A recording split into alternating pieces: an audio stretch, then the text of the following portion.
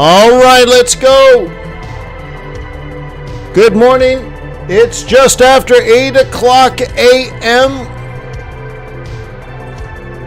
It's time to start our week. I'm trying to get the music down.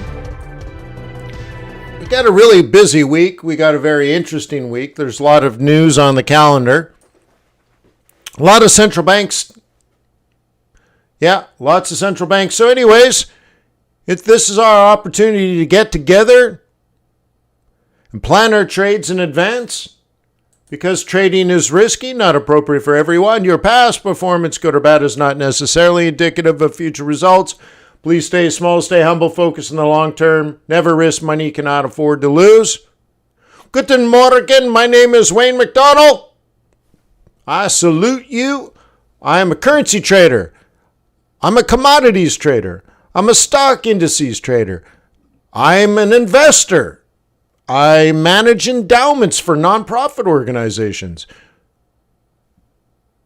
Wow, lots going on, which means I kind of need to look at the market in different ways. For example, what's happening today? How can we make some money? How do we do some scalps? How do we get in some day trades? But then I need to step back a little bit. Are there any swings? Are there any positions? And then from an institutional sort of investor point of view, how do I feel about the stock market coming down for the next 6 months? And what would I need to do to hedge that risk? So, there's a lot going on, and you got to come at it from different points of view. Hey, did you know there's an eclipse today?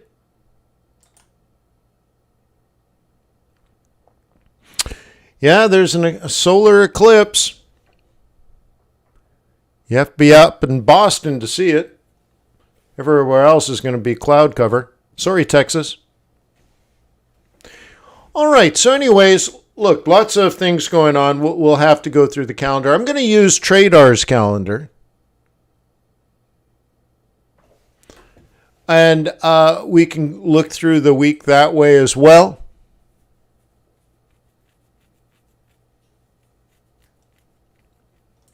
Okay, and I'm showing both TRADARS here and Traders Way.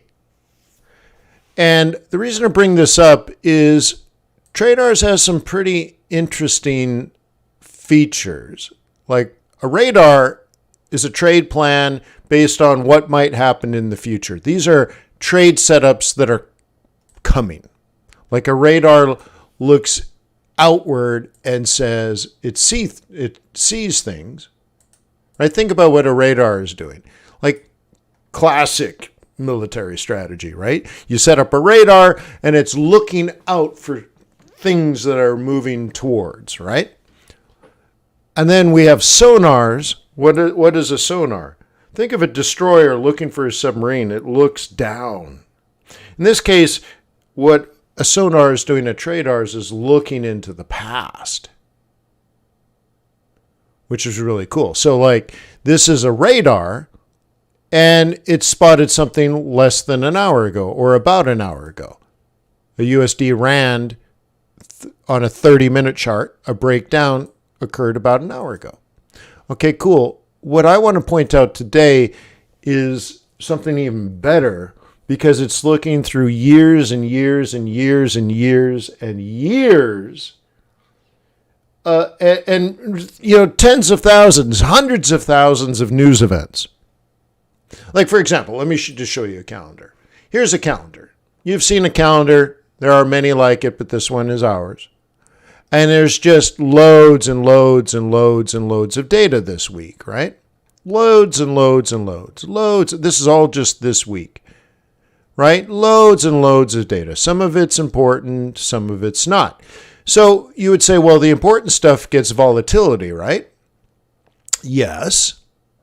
But you as a trader, maybe as an investor, you don't care. But as a trader, you want two things. You want the volatility, but you want a repeatable pattern. So here's one step further. You go to the sonars and you look at what's on that calendar does the thing on the calendar produce volatility?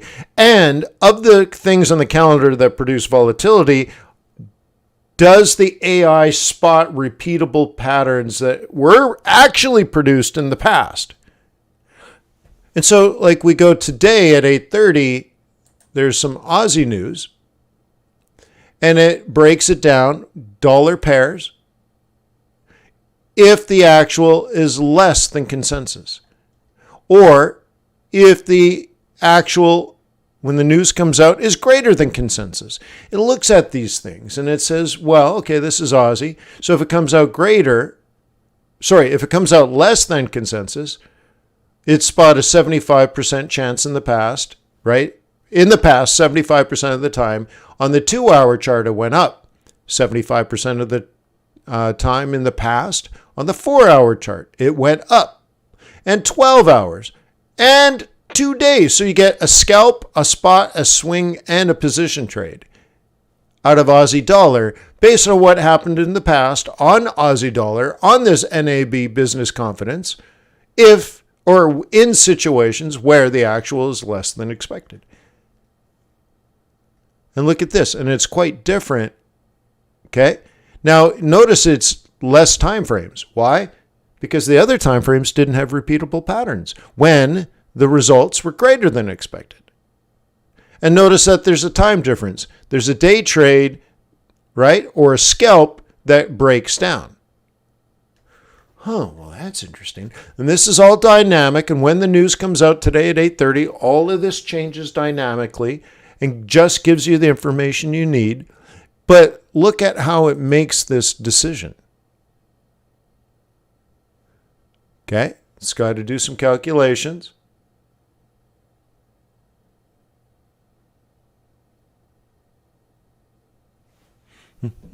Okay, cool. And so you're like, hey, TRADARS, tell me, how do you get to this conclusion, right? We can draw the following conclusions about the expected movement of Aussie dollar based on the last 12 business confidence events in Australia. If the actual is less than consensus, 75% chance the 4-hour trend will be up. Well, how do you get to that conclusion? Why don't you prove it? Boom. Okay. Look, after the event, it went up. After the event, it went down for a little bit, then closed higher. The news came out, closed higher. Okay? In these other situations, it came out less than expected. You see?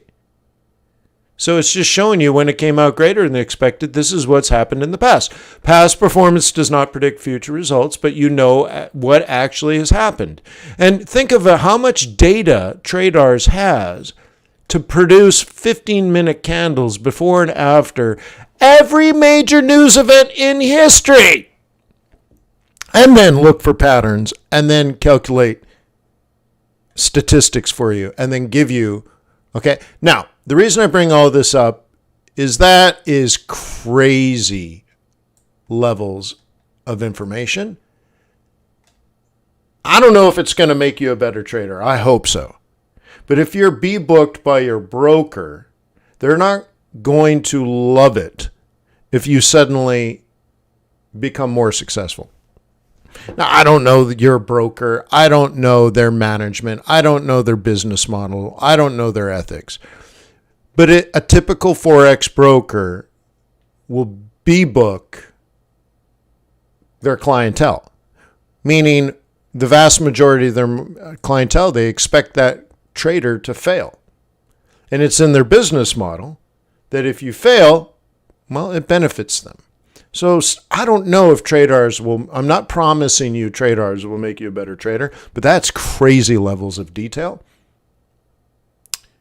And so if you happen to improve and you happen to have a broker that books you, they will not like the fact you're suddenly more successful.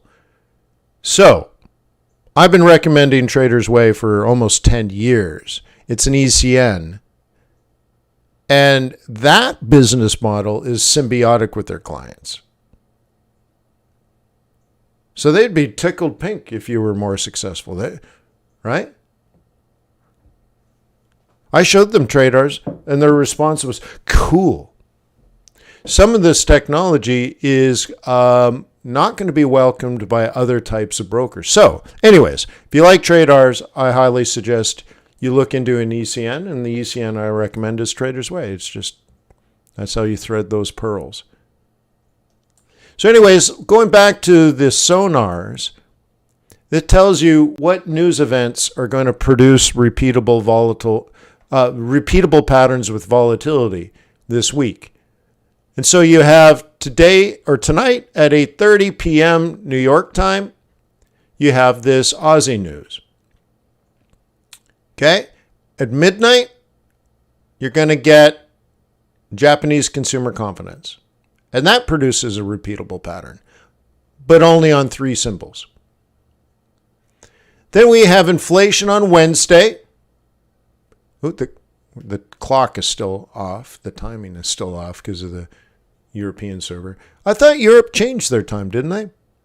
I'll ask the developers about that. This is all off 1 hour. But anyways, United States inflation on Wednesday. 7 symbols affected. Bank of Canada interest rate decision a little bit later. Then US PPI on Thursday. UMich. Okay. Now, you're like, Wayne, there's a bunch of stuff that's not on here. There's the New Zealand interest rate decision. There's the ECB interest rate decision. That kind of stuff, right? That's what you're thinking. Why is it only Bank of Canada? Once again, the AI is looking at all the news events like ECB interest rate decisions, looked at all of them in the past, looked at whether it came out as expected or as not as expected, looked at what the price action actually produced before and after the news event, looked at them on all the USD major pairs on multiple time frames, and guess what they found? No repeatable pattern. Now, it might produce volatility. In fact, it's almost certain going to produce volatility. But volatility without a repeatable pattern is just risk.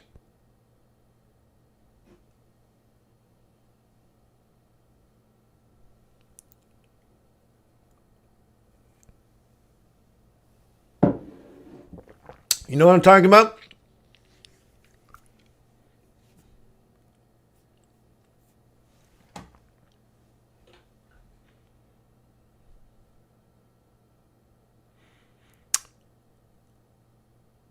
Yeah.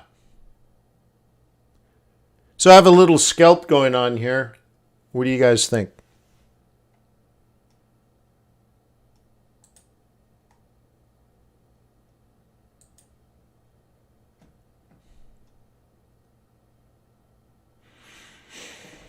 Any thoughts on this one?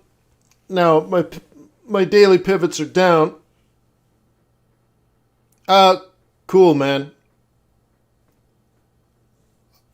Yeah. Talk to me later about that. I'd like to figure out what it was. But yeah. Yeah, I'll see you later. We can talk about it. So anyways, bada bing, bada boom. What do you think? Could there be a little skippity scalp short-term trade here? What do you think?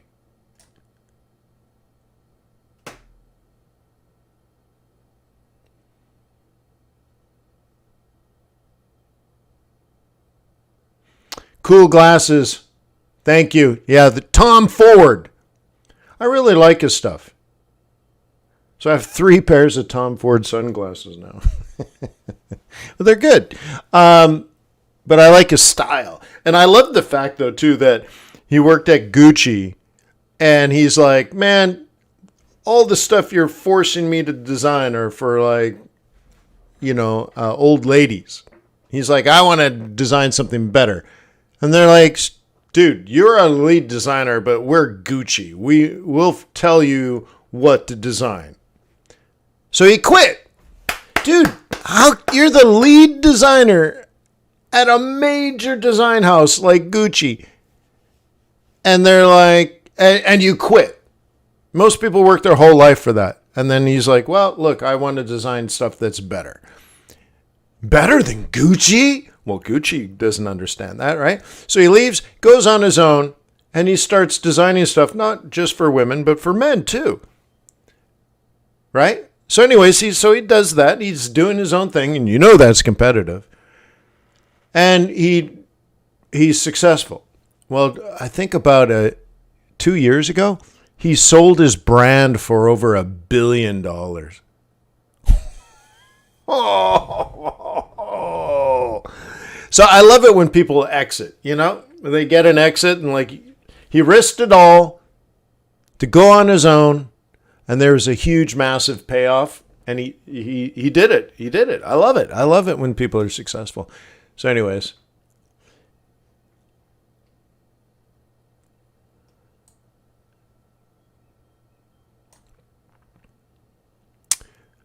Anywho, I just like it. I like success. Even if it's not mine, if it's somebody else's, I love it.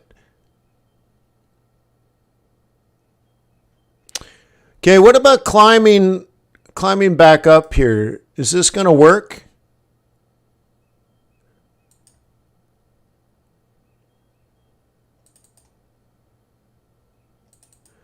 Is this suddenly game on? Are we risk on today? It's kind of interesting. Well, we've pulled back. We've hit the 2155. It acted as support. So what do you think the next 24 hours is going to look like? What do you think of something like this? May only be a day trade because, well, we got this up here. Okay. Remember how pivots work. They're not magic. It's math. And so what is this? This is the R1. And it does calculations, right? So what goes into that calculation? The simplest version is high plus low plus close, right? Divided by 3, correct? For the basic calculations, and then from there, there's other calculations. But the point that I'm trying to make is it looks at tops and bottoms. It's a weighted average, so it also looks at the close for sentiment, market sentiment. But my point here is, based on the math, it sees the old high. That's why it's important. But you want to, if you're trending, the real information is knowing the importance of the close. The sentiment gives you possible direction. Okay? So, for example, you might be a bull, and if so, what does a bull assume? A bull assumes Aussie dollar is going to make a higher high. If you don't think it's going to make a higher high, you are not a bull. I kind of look like Max Hendricks, huh? Max Hendricks. So anyways, so the math sees the top. That's why I like pivot points. I think it's good math. Because it's looking at range and trend at the same time. Huh? At the same time. Cool. Are you going to follow the moving averages? Maybe. Huh? What about the April position pivots? This predicts we're going here. So, is that what you're doing? What are you doing? What are you doing? What are you doing? Are you doing it?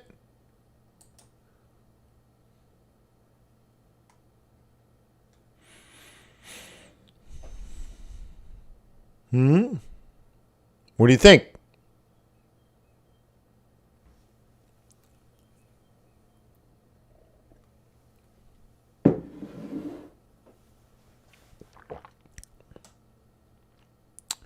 You think? What do you think? Ride the 2155 higher?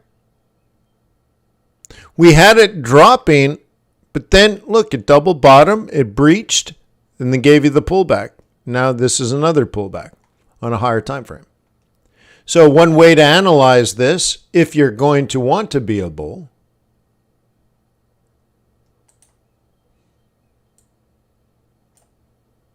okay, so it's done a 50. What does a 50 predict? Well, a 50 is a middle. So it predicts the middle target. Oh my God. 66.66. So nobody knows the future, but what are you going to do? What have you set up? What are your plans?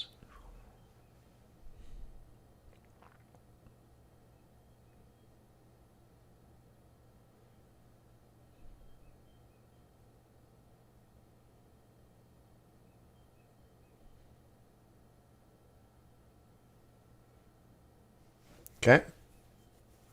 Oh, speaking about plans, it keeps popping in my mind. If you're in my Council of Investment Advisors, we have a portfolio performance review today. Will be done in an hour. So again, if you're a member of my CIA, please swing on by, and I have sent an email reminder.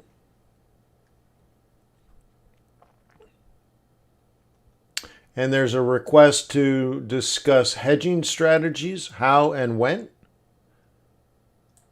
in relevant conversation to portfolios.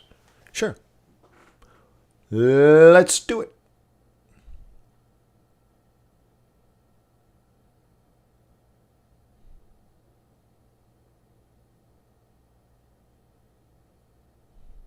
Richard wants to talk oil. We can do that. I spoke about it at the Quant Box video today. But, okay. So I've been bullish on oil for quite some time. Okay. And you can see back in February, I created actually, this is a TRADARS trade plan, but it was supposed to go up between 85 and 92. And we're right in the middle of that. Okay. With some seasonality, this has the potential to run higher, but does it have to run in a straight line is kind of the next question. Could it plausibly do one of these first? Yeah. It is inflationary. All right. So to me, this is a seasonal play. Every single person at QuantBox already knew this. Of course, I've discussed it 100 times. But if you're a subscriber to QuantBox, you knew this. It's seasonal. Yeah, of course. I think I even cover it at Investor Boot Camp in the oil trading course. Yeah. All right. So there are, so now the next is sort of the price action. What I point out now is a couple of things. One, on the short run, we've already hit the predicted high for April. Okay? April is already done. Do you understand that? You're like, but Wayne, it's like the 8th or something, isn't it? I'm like, yeah, okay, it's April 8th. It's done. But there's so many more days in the month of April. What does that have to do with anything? It's done. So it could go higher, but it also could come all the way back here. The next thing I want you to look at is what's called a term structure. So you have an April contract, a May contract, a June contract, okay, a July contract. Guess what's the next one? Okay. All right. Now, there's quite a few things coming that are kind of a part of this. One general idea is if you're going to buy oil as a consumer, so you're an airline, and instead of oil, you'd buy jet fuel. But let's say you have your own refinery. So the thing is, when do you actually want to take delivery of your oil or your jet fuel? Well, if there's lots of demand in now and you need it immediately, you're going to pay a higher price. Is one way to look at it. And whoever delivers to you says, well, look, hey, if you can wait a little bit, I'll give you a better price if you can wait till June. And you pay for it now, or you sign the contract now, and I'll give you a better price if you can wait till June. And if you can wait till September, I'll give you an amazing price.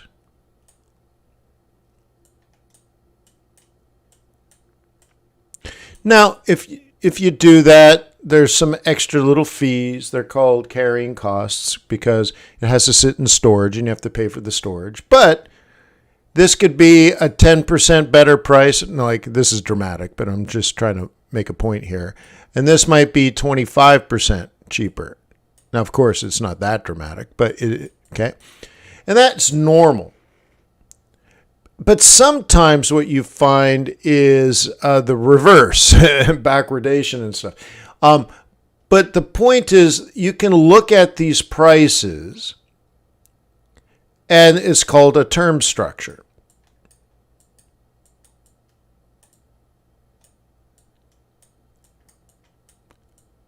Okay? And there's normal and there's abnormal. And if you do some research right now on the term structure, it's suggesting that all of this makes sense. And it has been and is still going up, but the term structure is breaking down for the bullishness. And it could just be short term and then we regroup. Well, it's just interesting that that is happening when we hit the April target.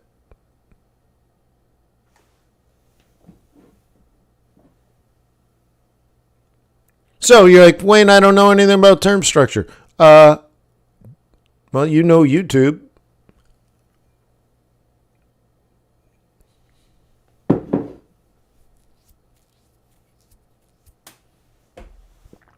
Okay. And you can learn about term structure and learn about the spread between these months. Is it expanding? Is it contracting? Are they reverse? Is the September higher than April? Okay, what does that mean? Okay, is there a premium or a discount? So like, okay, you can get it right now, but because you need it now. Right, Richard's like backwardation and contango. If you need it right now, and lots of people need it right now, it makes sense that you're going to pay a higher price. So you can just think of this maybe a premium because you're demanding it instantly. And you get a discount if you can wait. That's one way of looking at it. Okay, there's different, you can describe the same thing in different ways. But anyways, all I'm saying is this is up. It should be up. It's obviously up. It's normal that it would be up. It was expected to be up. It was designed to be up. QuantBox has it up. I teach it to be up. I knew 20 years ago that this is likely to be up. Now, great. I drew the plan. TRADARS thinks it's up. QuantBox thinks it's up. And it's up. But if you're only waking up now, okay, well, that might be a sign, right? Look, you didn't like it in December. You didn't like it in January. You didn't like it in February. You didn't like it in March. And now April, it had a huge move. Everyone on TV is talking about it, and it slammed into the target, and now you're interested. Really? I thought you were boss. I thought you were in control. I thought you did your research. I thought you planned things in advance. Now you want it up here at resistance. Okay, that's sort of a silly Sally went to town walking backwards upside down. You're not quite planning it properly. So now there's a high probability that maybe some of the smart money that bought down here, okay, and then bought again here, and then bought again here, and then bought again here, now they slam up here, and they're like, take profit. Is it possible? Yes. Is it possible? Yes. Is it going to happen? I don't know. But is it possible? Yes. What about term structure? Says that's also possible. Is it going to happen? We don't know. But I can tell you, because then you're going to say, you know, someone snooty is going to say, well, now that it's happened, right? Well, look, I believe, based on my research shown by QuantBox, but even research done 15 years ago, that there's plenty of upside potential for WTI. Yet to go. Weeks of upside potential. But that doesn't mean we can't have a three-wave correction.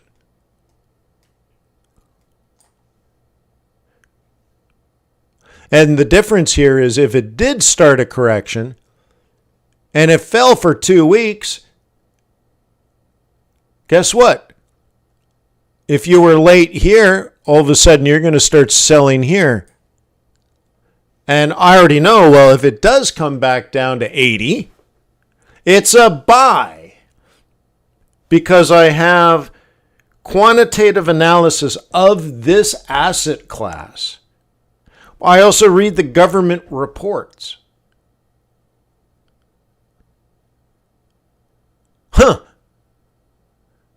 And things like seasonality give me the strength to let my winners run. But technically, that is a profit-taking zone. Kind of like this was a profit-taking zone. Kind of like this was a profit-taking zone. So, should you let it fall and then sell? No. Should you let it fall and then sell? No. Should you let it fall and then sell? No. But there's a high probability that it'll fall. For 1, 2, 3, 4, 5, 6 days in a row, no higher high. Look at this X, even drawn in advance. Okay, 1, 2, 3, 4 days. So they're not lasting very long. So could you have 1, 2, 3, 4, or 3? Could you just even have 3 days and kick it off the 21? Maybe. Okay, but notice also, to get above this zone is not easy. So think about it like there was a quick recovery because this hit the target late in the month. This had a slow, it took a long while to get up, because they hit in the middle of the month. So notice that it came down and then climbed back up, and it was 2 weeks before we even retested the high and then made a higher high. Okay, so there's end of the month, middle of the month. So what happens if we hit the target early in the month? It might be a lot slower before we recover. That is a definite maybe.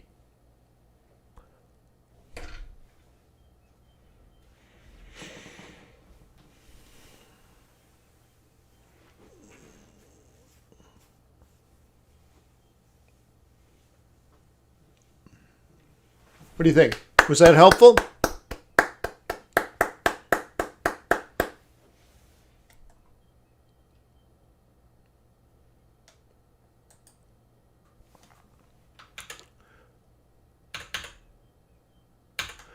We can see what,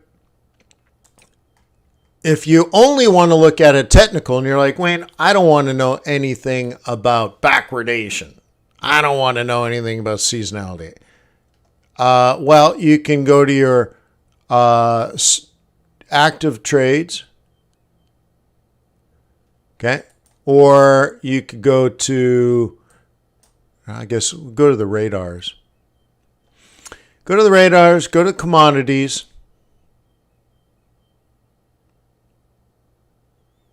And these are trade plans that are forming.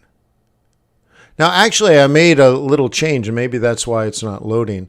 I was playing around with this earlier today, and I said, only show me breakout patterns. So these are sort of like, they're almost active patterns. They almost go here.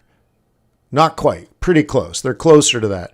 So I said, only give me, right, patterns on commodities that are active. And what this is apparently telling us is there is none. All right, so let's look at, for commodities, patterns that are in the process of forming. These are trade plans that you should be planning and thinking about entering. And look at that, there's so many more. So, okay, so TRADARS is looking at USD, or at WTI. 43 minutes ago, it noticed at 86.56, okay, an upward channel. Possible bullish price movement toward 89.94 within the next 3 days. Holy schnicker schnocker. On the hourly chart.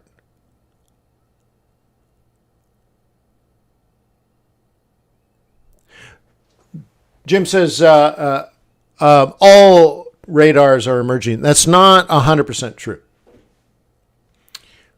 Yeah. Oh, these ones. So I think I can go back, but maybe I'm wrong. Let's explore that in a second. Here's a WTI on a 15-minute chart. So this day trade only gets us to 87. This is right? This swing trade gets us to 90. Okay? This came out 44 minutes ago, and so did this one. Okay? Different time frames. Okay? On a 4-hour chart, there's a hesitation, but then the up. Right? So you got to put things in context. You still have to think. I'm sorry to tell you. You're still going to have to think. So let me do it this way. I have to change my drawing tool a little bit. Okay.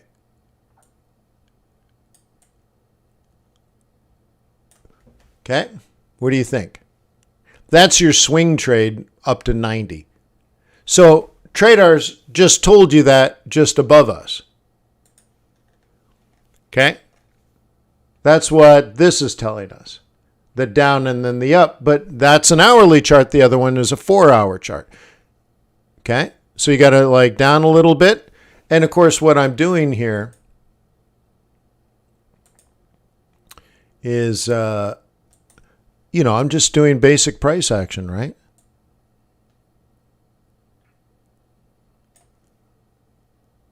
Simple enough, isn't it? What would you do in a situation like that? Yeah?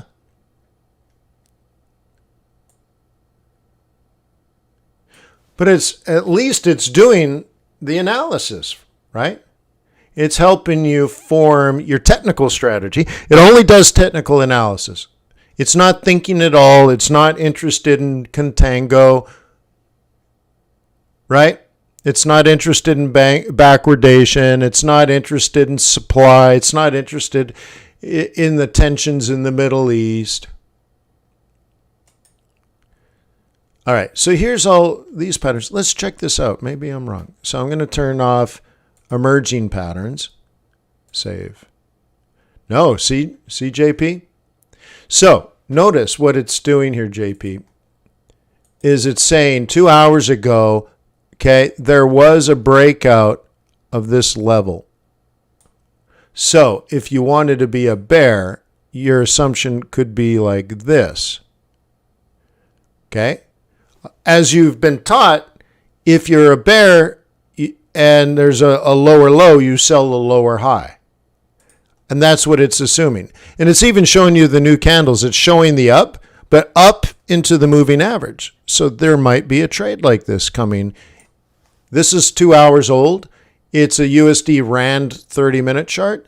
Yeah, so you'd go into the 30-minute chart and you plan it out. Okay, maybe you prefer to use a little Fibonacci. So you go here, the lower low creates a lower high, right?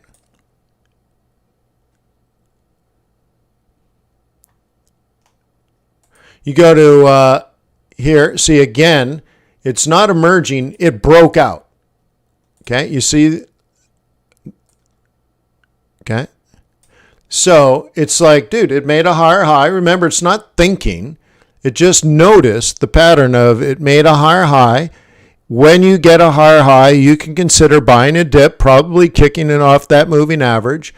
And short term is 152.22. Longer term is 152.83. But I'm telling you, if that worked on this hourly chart, I wouldn't be shocked if this goes to 155. Now, why would I say that? Because I'm thinking beyond just technical analysis. So to me, that's a pissy little day trade. You could probably get a swinger position out of it. Okay? And so notice that they're kind of active, but they're not like, these are the actual breakouts. So this one has actually made a lower low. This one is actually made a lower low and setting up a lower high, right? Like they have actually already done it versus these other ones are like, they're showing you channels and all that kind of stuff. And they're like, well, you would sell there or it would come from the bottom of the channel to the up of the channel. Now, I don't like that type of trade. I'd rather be bearish and say, well, I'll sell at the top, but I don't want to buy at the bottom. Well, it's indifferent. It's not thinking, oh, well, what about the negative swap? Dude, it's technical analysis. Okay? So anyways, pretty neat how you can manipulate this stuff, right? And you're like, when I do crypto, I don't want to look at Litecoin. I only want to look at Bitcoin and Ethereum. Well, turn Litecoin off. Isn't that cool? I want to do Forex and the stock indices, but I don't want to do individual stocks. We'll turn them all off. It's gorgeous. Huh? Smoking hot like fire? When I turn, you desire. All right. So anyways, right? There you go.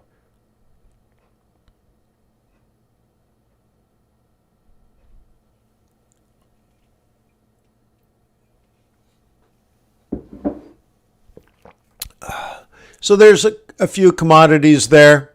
We can do a biddy. Where's my biddy? Biddy, biddy, biddy. Can't you see? Sometimes your trades just hypnotize me.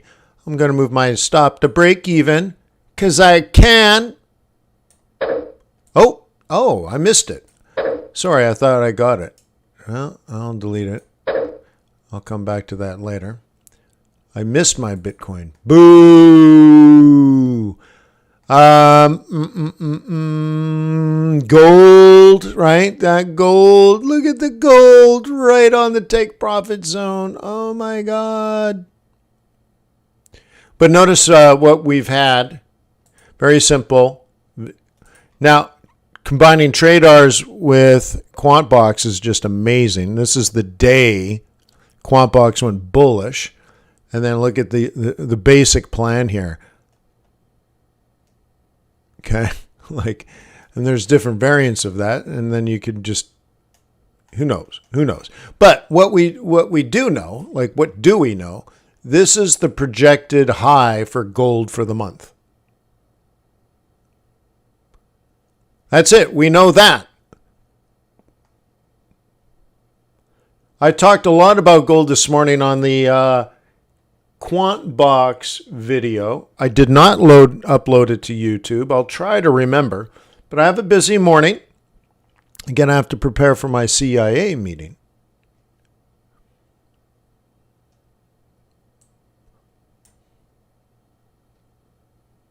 Okay. Really want to see this stay bullish. Ooh. What time is it? I'm running out of time. I would love... Okay, so one of the things I teach you inside of Investor Bootcamp, I think it's the day trading course. I teach you how to trade inside the wicks. And I look at that as very hopeful. Very, very, very, very hopeful. And that will maybe get us up here. But we have a lot of central bank information this week. We have inflation on Wednesday. No, Tuesday. Tomorrow. Is it tomorrow? Maybe it's Wednesday. And then Wednesday as well as the FOMC meeting minutes. So there's a lot that can change this. But if you're going to trade technically, inside the wicks is the way to go.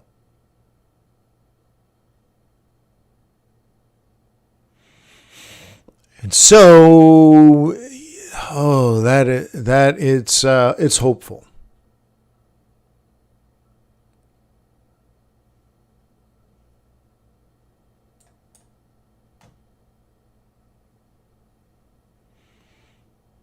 Yeah, it's a good idea to watch these things on all the different time frames for sure. Okay.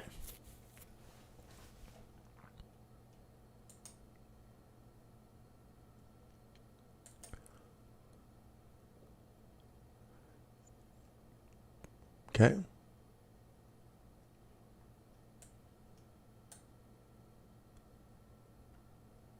Okay, you like that? Yeah.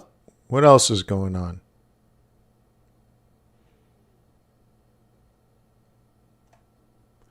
Here's the Kiwi trade, my little skippity scalp. Wait.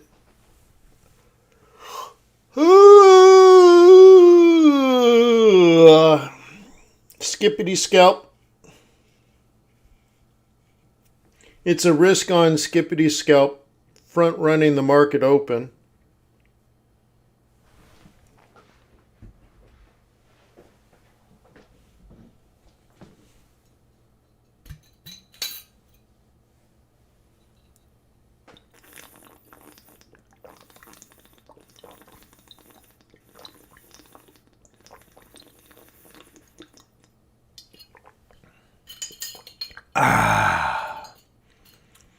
Trying to drink not more water. I'm trying to drink water.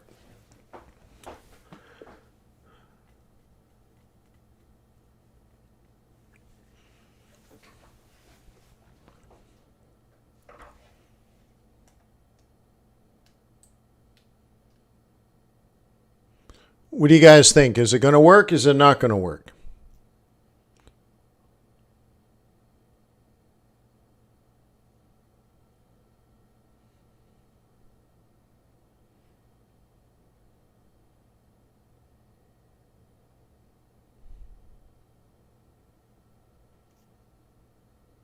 Any opinions?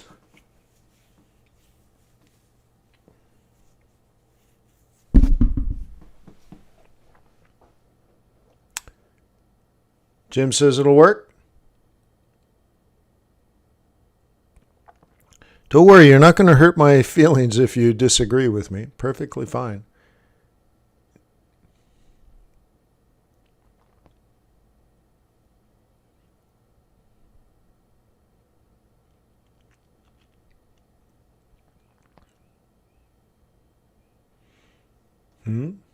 Nobody knows?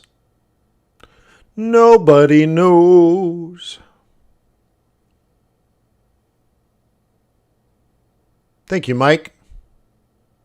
Frank says no. Yeah. What do you think it'll get hung up on what? M3? Weekly M3?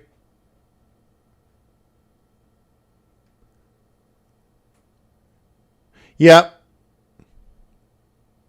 Well, at the time, they were both similar, we'll say.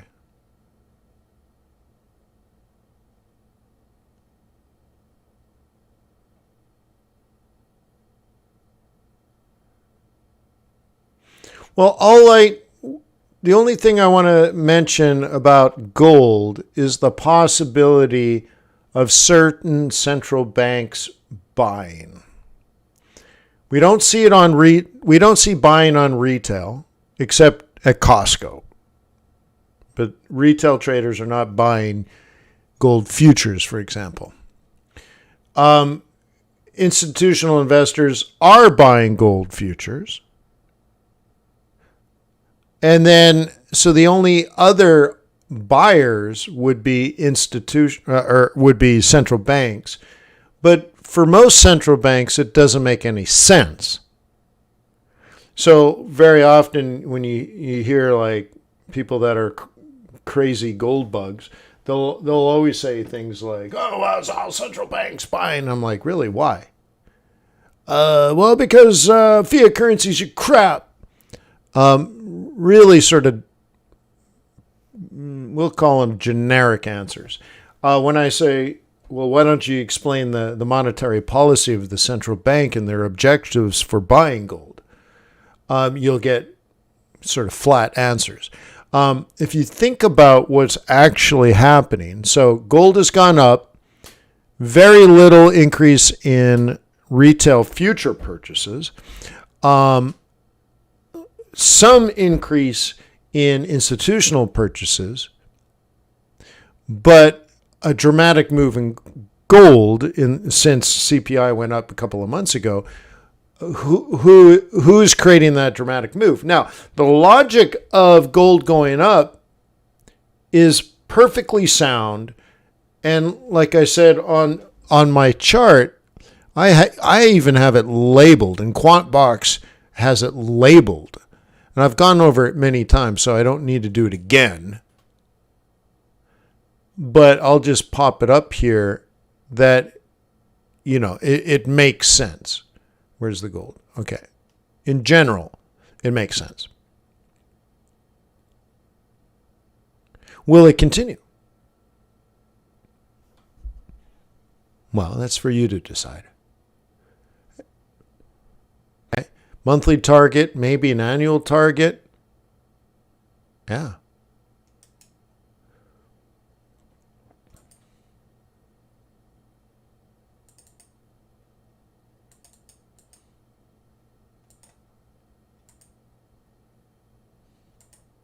Okay. Is it the end? Well, that's your job. That's your job. And if a central bank was buying gold, will they continue? Well, I doubt the central bank is using pivot points. They don't care.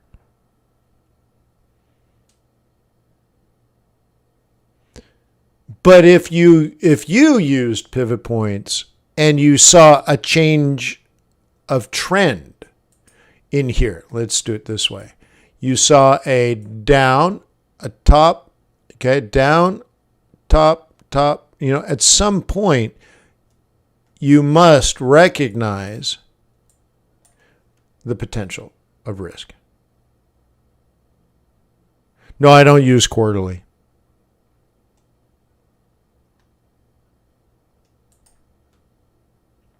I suspect they might work in stocks, but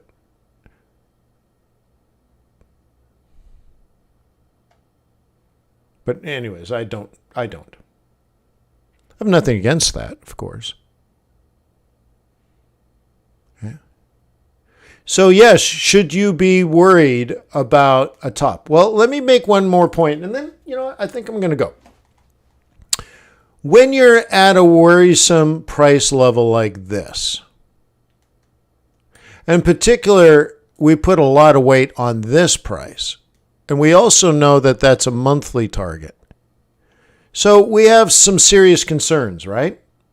Potential top. And the stock market is like that too. This is in particular when you look at the Commitment of Traders report. QuantBox does a beautiful job on COT. It's beautiful. And when you combine changes in institutional positioning on top of hardcore technicals, okay, it could be dramatic. To say it differently, Commitment of Traders report is most useful when the market is heavily long or heavily short. Think of it as a bubble indicator. And so if you have a bubble in an asset class where everybody's long or everybody's short, and then you run into a situation like this where it gives some rationale for taking profit, what happens is you create an avalanche. Some people take profit, and then that drops the market a little bit. Hits some stops by those who are concerned, which drops the market a little bit, which then brings in some bears, which drops the market a little bit, which hits some more stops, which then hits more, and then panic, and there's a snowball effect. It starts small and then becomes unstoppable as people, let's say only 30% of the market is selling, but as they sell, they're hitting all the bullish stop losses.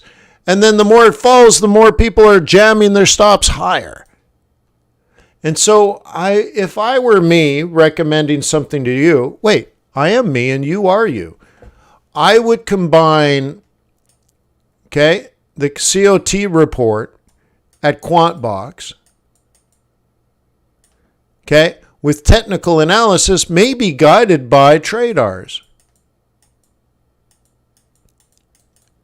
And start looking for, is this showing up?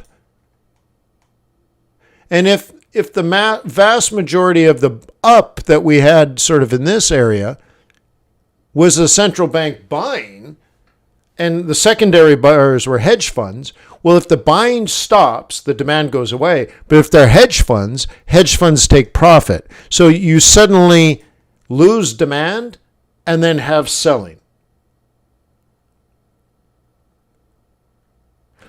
Meanwhile, you get your next door neighbors over at Costco buying bars of gold, little bullion or the ingots of gold. Yeah, maybe that is the top. How will you know? Look at your COT, do your technical analysis, and make the tough decision. I'd also do research on well, first of all, think about it. Of all the central banks in the world, who would be buying gold? Well, to answer that question, you need to know the effect. And you need to know it's a policy. If a central bank decides to buy gold, it's not just so random like, hey, Bubba, what do you want to do today? I don't know, I'm bored. Let's buy some gold. Now, obviously, there's a strategy. So what is the effect? of a central bank buying gold. And why would they do it? What market conditions or monetary conditions would that economy need to be in for them to employ that type of strategy? Then you can figure out who it might be. Then you do some research and whatever. Or you just do what you always do. And that's fine too. If you're happy, I'm happy. But you can put a lot of thought into what you do as an investor, as a trader, and maybe it brings you peace or even joy. And wealth and riches beyond your wildest dreams, if you're smart. Peace on earth, may the pips be with you, may our profits be above average. I will see you around. Cheers.